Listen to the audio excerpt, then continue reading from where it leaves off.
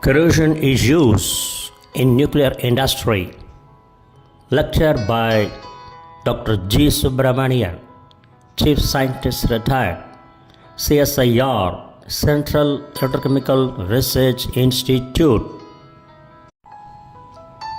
In the context of global warming, nuclear energy is a carbon-free source of power and so is a meaningful option for energy production without carbon dioxide emissions. Currently, there are more than 440 commercial nuclear reactors, accounting for about 15% of electric power generation in the world.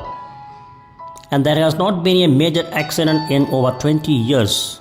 The world's fleet of nuclear power plants is on average more than 20 years old. Even though the design life of a nuclear power plant is typically 30 or 40 years, it is quite feasible that many nuclear power plants will be able to operate for longer than this.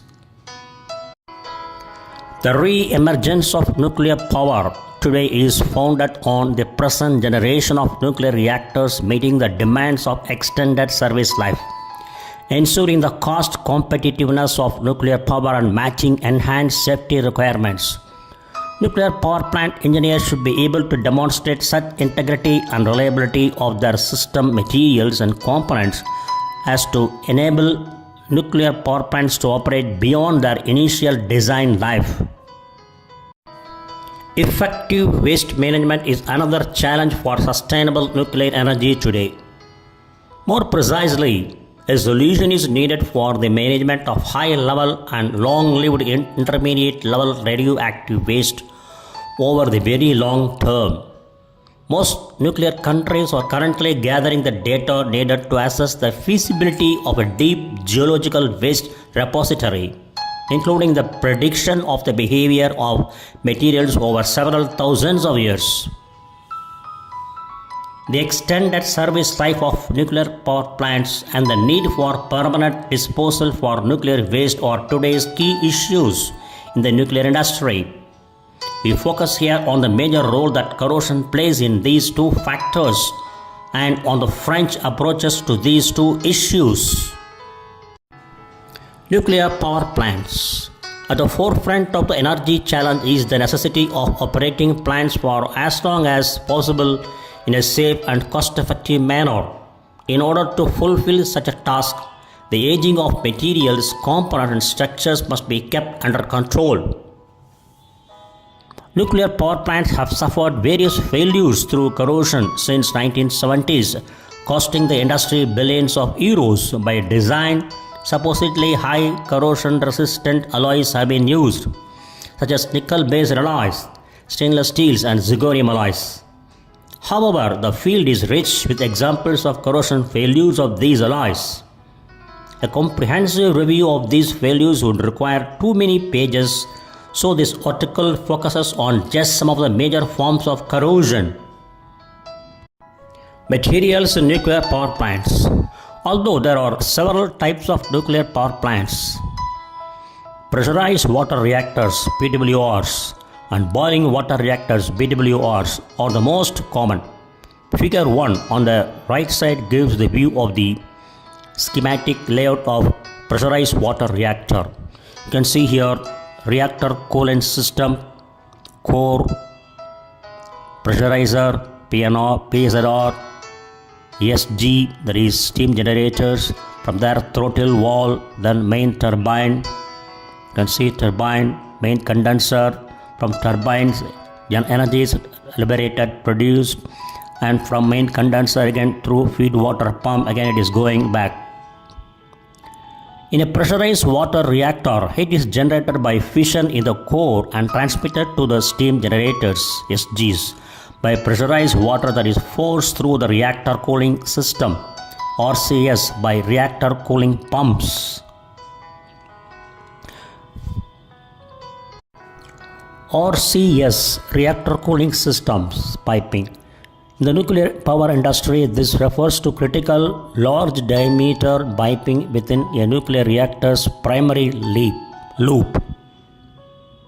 RCPs, reactor coolant pumps, or critical high pressure pumps in pressurized water reactors, PWRs.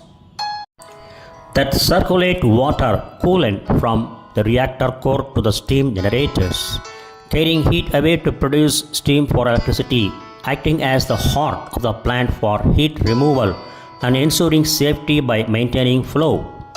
These powerful pumps use large motors and sophisticated seals, providing force circulation necessary for operation. Unlike natural circulation, which only suffices at shutdown, a pressurizer (PZR) prevents the water from boiling by keeping the pressure high enough. The steam generated in the steam generators drives the main turbine, which is connected to electric generator. It is then condensed and cold water returns to steam generators through feed water pumps. A throttle valve sets the reactor power. In a boiler water reactor, the steam generated by the core in the reactor pressure vessel or PV goes straight to the main turbine, as there are no steam generators in this type of nuclear power plant. The main metallic materials used in PWRs and BWRs are, that is, pressurized water reactors and boiling water reactors. Nickel alloys, also known as inconels, which contain 15% chromium alloy, that is alloy 600 and 182.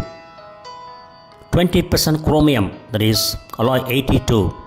30% chromium, alloy 690, 52 or 152.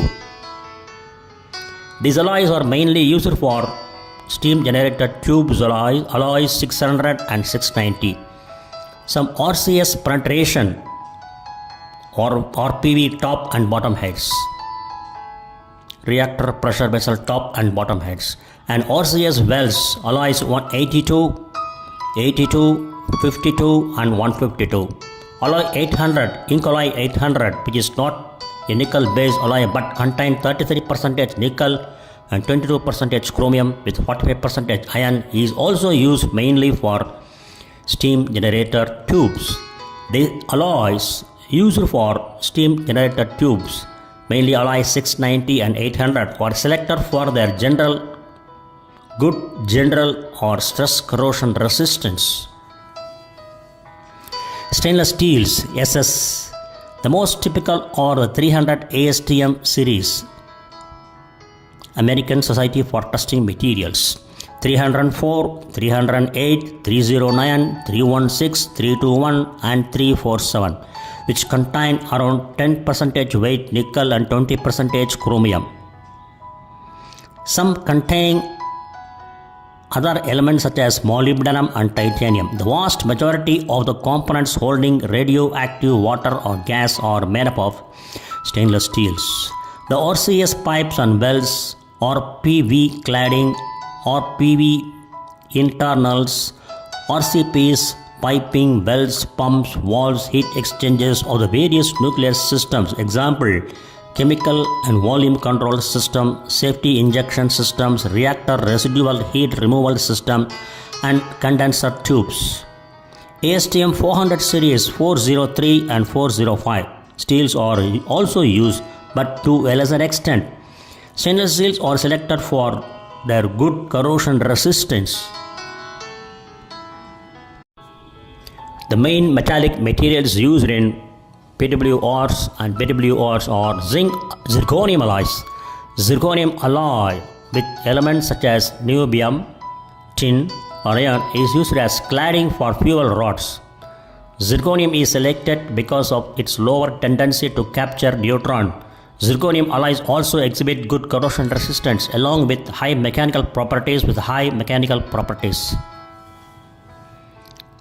Next one, low alloyed steels. In terms of mass, low alloyed steels and carbon steels are prevalent in nuclear power plants. They are used for the RPV, SG shell and tube support plate, most PWRs, balance of plant pipes, turbine casting, etc. Cost and mechanical properties are the main drivers for the selection of low alloyed steels. Next one, copper alloys. These alloys are mainly found in condenser tubes and balance of plant heat exchangers. Copper alloys have good corrosion resistance together with very high heat transfer coefficient. Titanium is used in condenser tubes of seashore plants. Titanium is very seawater corrosion resistant and has very high mechanical properties. Corrosion of nuclear metallic materials.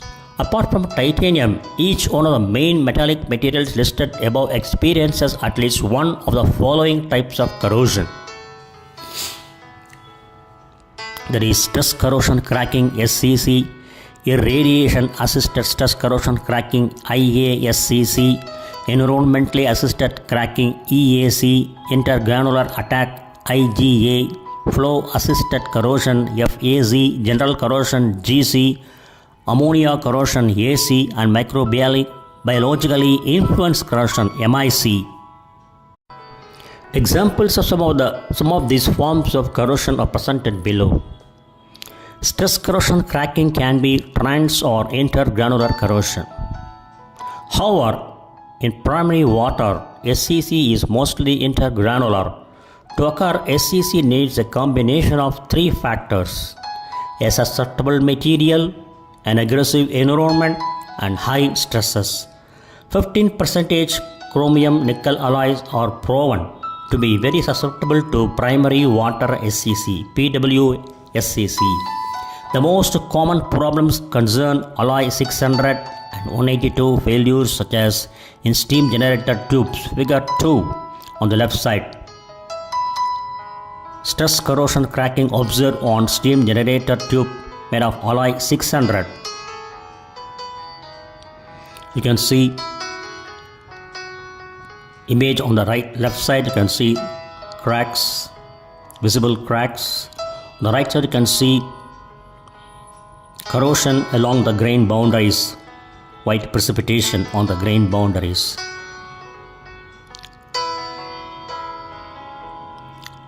Then reactor pressure vessel head penetrations and pressurizer nozzles.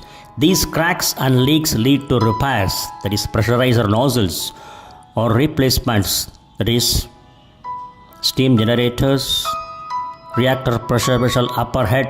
The replacement alloy 690, 52, 152 are much more resistant to stress corrosion cracking, probably because of their higher chromium content. SCC is probably the major corrosion issue in PWRs and BWRs with IASCC. There is pressurized water reactors and boiling water reactors with irradiation assisted stress corrosion cracking. Irradiation assisted stress corrosion cracking like PWSCC, pressurized water, requires a susceptible material, an aggressive environment, and high applied stresses. However, whereas in pressurized water stress corrosion cracking, the material is susceptible when the exposure to the environment begins. In IASCC, the material becomes susceptible to SCC after neutron embrittlement. Some 316 stainless steel bolts in the RPV internals of PWRs have cracked by IASCC, requiring replacement. Environmentally assisted cracking is frequently found in the literature dealing with corrosion fatigue. Note that SCC is also a form of EAC. In water environments, EAC of steels is considered to occur when the crack growth rates are more than 3 times those observed in air. Some 403 turbine blades have failed under EAC, environmentally assisted cracking. In theory, intergranular attack, which is a uniform attack of all grain boundaries, can occur without any stress. However, low stresses can increase the intergranular attack rate. When the electrochemical potential shifts and stresses are high enough, IGA can develop into SCC. One typical example of IGA is corrosion that occurs in flow-restricted areas of steam generators equipped with mill annealed alloy 600 tubes. The integrity of the steam generated tubes can be challenged with very significant IGA. This problem can be solved by replacing the alloy 600 with alloy 690. Flow-assisted corrosion is generally attributed to the presence of two-phase flow with high velocities and water droplet impingement, and sometimes to the presence of abrasive magnetic particles. The consequence of flow accelerated corrosion is wall thinning. FAC is wall thinning, which can lead to pipe leak or burst if not properly monitored or managed. Flow assisted corrosion or flow accelerated corrosion can be mitigated by adjusting the pH of the water, increasing the chromium content of the carbon steel pipes, or using stainless steels. General corrosion (GC) is widespread in nuclear power plants, affecting almost all kinds of materials. However, three most worrisome GC types are the general corrosion of fuel cladding. By picking up oxygen from reactor water, zirconium alloys can oxidize to form zircon. Too thick a layer of zircon can lead to an increased oxidation rate, clad thinning, when the zircon peels off, and eventually clad rupture. Over the years between general corrosion, resistant zirconium alloys have been developed to minimize these risks. The general corrosion of steam generator tubes made of nickel alloys. These tubes release nickel, which can be activated into radioactive cobalt in the core and generate doses rates. The reactor water can be chemically conditioned to minimize this general corrosion. Ammonia or similar amines are used for conditioning water steam systems. Ammonia can concentrate along with residual air in the coolest area of condenser. Some copper alloys such as brass can suffer from corrosion in these areas. Ammonia corrosion can be mitigated by replacing copper alloys with stainless steel. Microbiologically influenced corrosion may occur in all systems where natural mortars are used, and particularly in those systems such as fire protection systems that are composed of stagnant lines at room temperature. These lines are often conditioned with phosphate-based chemicals. These conditions are favorable for anaerobic bacteria to develop.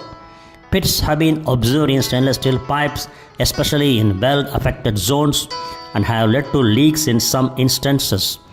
Replacing the steels with composites lines can solve this problem. Comments: nuclear materials can experience many forms of corrosion, some of which are presented here. However, over the years, nuclear industry has developed techniques to mitigate or minimize the consequences of all the various types of corrosion. During the last decade, the most relevant phenomena affecting the plant availability and the plant lifetime management include various forms of stress corrosion cracking, such as pressurized water SCC, irradiation assisted stress corrosion crackings, and intergranular stress corrosion cracking on one hand and FAC on the other hand. Great expertise has been built up by facing the aging issues of existing nuclear power plants. Based on the analysis of a wealth of experience, more than 1,000 reactors years in France, for instance, for pressurized water reactors, and the very close link between fundamental knowledge and operational decisions. Much progress still needs to be made to understand, simulate, and predict the degradation mechanisms that could affect existing nuclear power plants. Corrosion and stress corrosion cracking of austenitic alloys, thermal fatigue, corrosion fatigue, and irradiation assisted corrosion, behavior of oxide layers, polymers, and concrete aging are all major issues today, with the emphasis on replacement materials like alloy 690. Nuclear waste disposal. The generally accepted strategy for dealing with high-level nuclear waste, high-level HLNW, is deep underground burial in stable geological formations. The purpose of the geological repository is to protect both man and the environment from the possible impact of radioactive waste by interposing various barriers capable of confining the radioactivity for several hundreds of thousands of years. These barriers include packages containing the waste, repository, installations, and geological medium. The multi-barrier concept, which involves the use of several natural or engineered barriers to retard or to prevent the transport of radionuclides into the biosphere, is applied in all the geological repositories across the world. These issues have been already discussed, compared and explored with the corrosion community, which faces the challenge of predicting corrosion over millennia on a scientific and technical basis. The scientific and experimental approaches of various organizations worldwide have been compared to predict long-term corrosion phenomena, including corrosion strategies for interior storage and geological disposal, not only during workshops and congresses, but also in specific programs devoted to these exchanges like COBICOMO in Europe. COBICOMO stands for Corrosion Behavior of Container Materials, a European thematic network project that complied state-of-the-art knowledge on metal container corrosion for long-term geological disposal of high-level radioactive waste, HLW. The project's final reports and related publications are key resources for understanding how materials like carbon steel, copper, and stainless steels perform in repository environments, influencing designs for waste canisters and ore packs. Table 1 below details about the nuclear waste disposal systems in various countries, selected environments, and ore pack materials. Country: waste type, ore pack, buffer material, host rock, temperature maximum at ore pack surface. Belgium: HLRW, otherwise SF, that is high level radioactive waste, otherwise spent fuel. Carbon steel, Portland cement, boom clay, minus 95 degrees centigrade. Finland, that is SF, spent fuel, copper, bentonite, granite, minus 70 to minus 90 degrees centigrade. France, both high level radioactive waste and spent fuel, non-alloy steel, alternative passive alloys. Buffer material, none, otherwise bentonite. Host rock, callow Oxfordian clay, minus 90 degrees centigrade. Sweden, spent fuel, copper, bentonite, granite, minus 90 degrees centigrade. Switzerland, high level radioactive waste, non-alloy steel, bentonite, opalinous clay, minus 140, minus 1 degree centigrade. USA, spent fuel, nickel alloy C22, none, otherwise titanium grade 7 for drip shield, non-saturated environment, tough, 250 degrees centigrade. Among the factors being compared, the following should be emphasized. Very different underground host rock formation together with buffer materials, if any, are being considered as potential disposal environments within nuclear countries. Table 1 as above.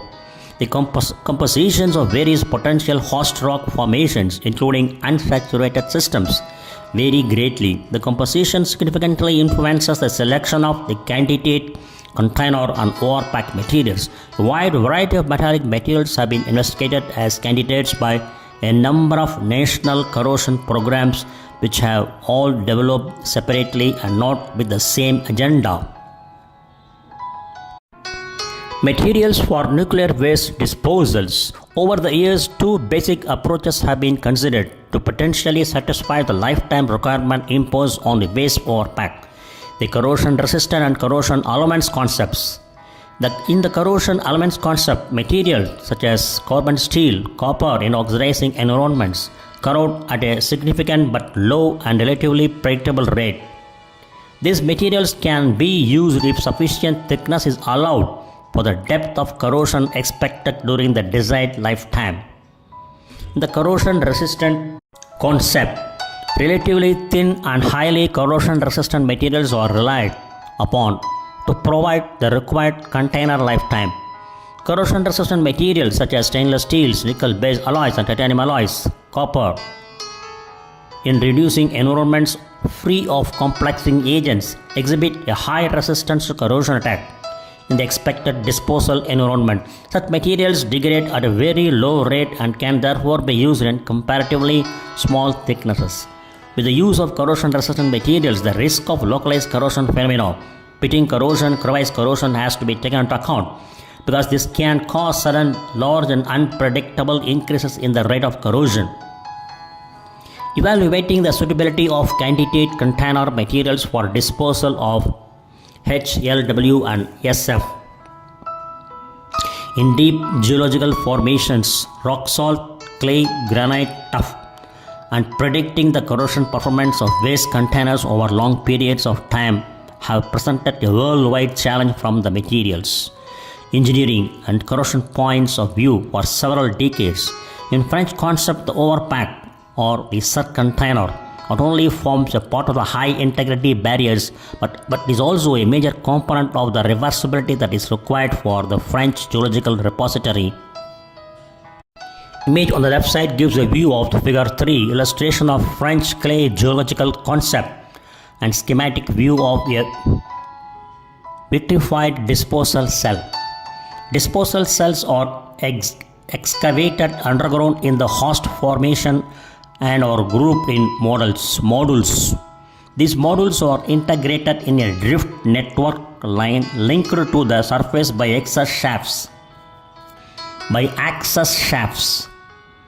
Waste package management such as reception and conditioning is performed in surface installations.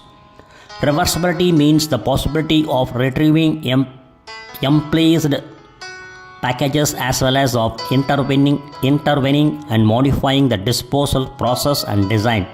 Long-term safety and reversibility are the guiding principles that have led to the basic layout of geological repository in an argillaceous formation shown in figure 3.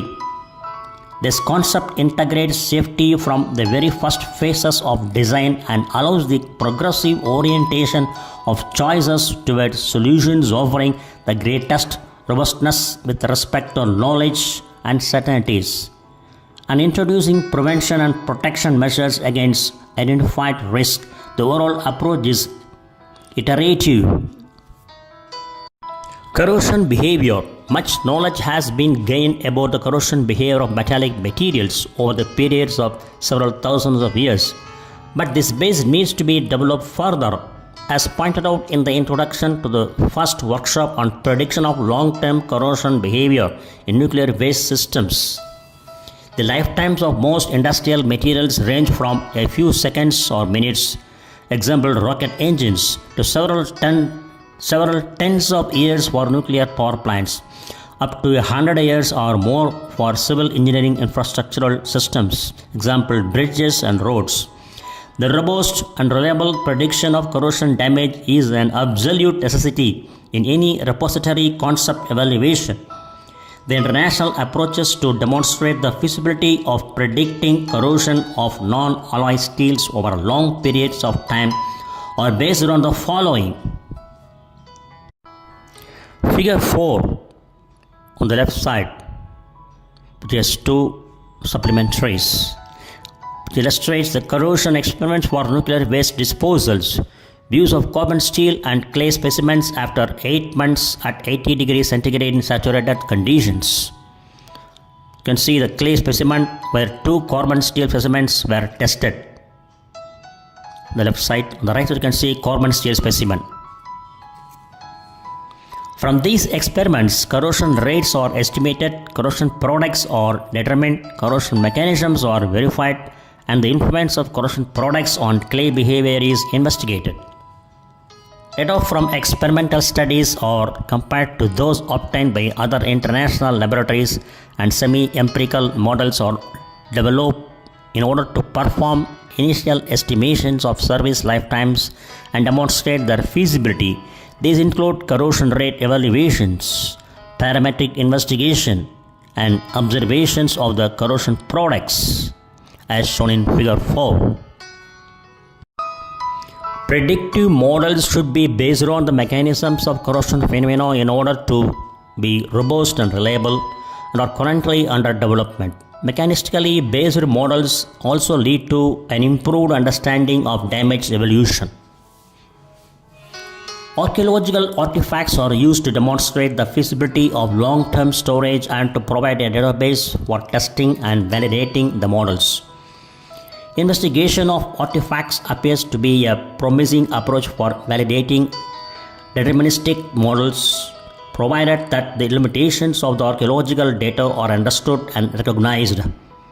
Of course, these steps are iterative and allow the progression orientation of choices toward solutions offering the greatest robustness with respect to the evolution of knowledge. During these iterations, some corrosion phenomena will be confirmed as being unimportant during the repository lifetime, such as microbial corrosion, stress corrosion cracking, and hydrogen embrittlement. Evolution of near-field environment, example evolution of hydrogen from corrosion. Corrosion evolutionary path, coupling between the near-field and far-field environments, and long-term materials aging.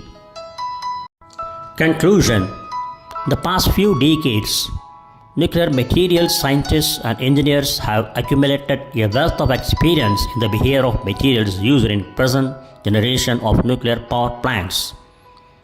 To understand, simulate, and predict the degradation mechanisms that could affect existing nuclear power plants, or the ongoing developments which assume the integrity and the reliability of materials to operate nuclear power plants beyond their initial design life.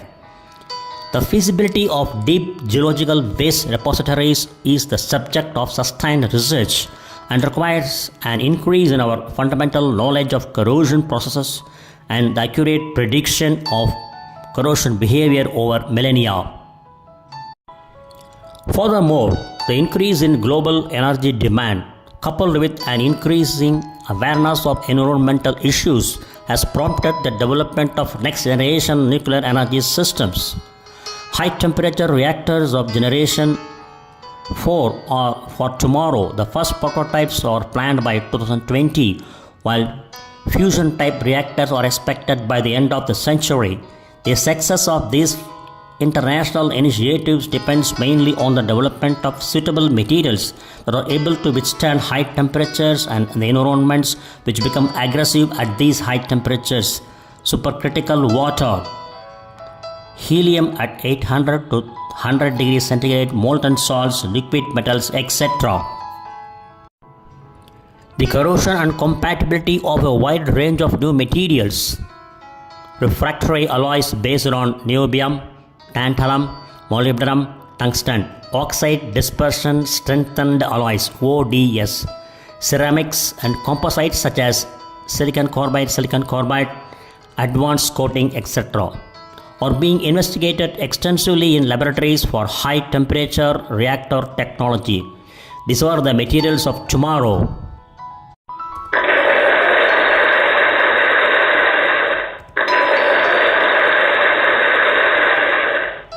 Thank you very much for your patience and thanks for watching this video.